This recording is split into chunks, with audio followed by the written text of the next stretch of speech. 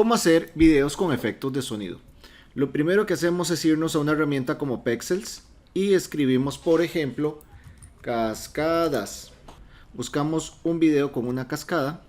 Muy bien, algo pequeño. Bien, vemos este video. La mayoría de los videos no tienen sonido. Lo descargamos. Ponemos un nombre a la carpeta y guardamos ahí. Lo siguiente que hacemos es irnos a YouTube y buscar sonido de agua. Una vez que ya tenemos el video seleccionado, nos venimos aquí al título y antes de la Y ponemos una doble S, S y damos Enter. Y eso nos permite descargar el video.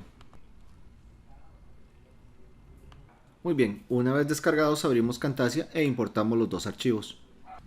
Primero arrastro el video, el que no tenía sonido, y lo pongo en el track 1. Luego arrastro el audio y lo pongo en el track 2.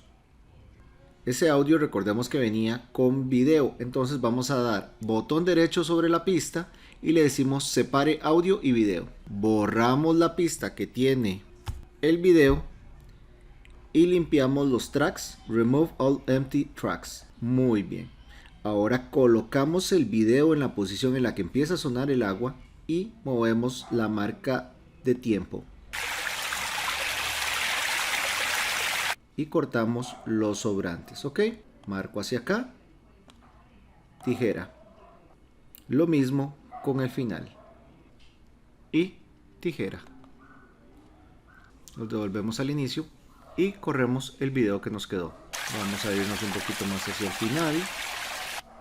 Muy bien, para que no quede el corte tan feo, vamos a seguirnos al final del video. Marcamos un espacio de unos segundos, nos venimos a efectos, More, efectos de audio y le ponemos un fade out. Listo. Marcamos aquí adelante y va a ser un sonido de degradación para cerrar el video. Muy bien, nos venimos a donde dice share, le damos local file, vamos al desplegable, escogemos MP4 only con 720, siguiente y le ponemos cascada de agua. Escogemos la carpeta y salvamos. Le damos finalizar y el video empieza a crearse.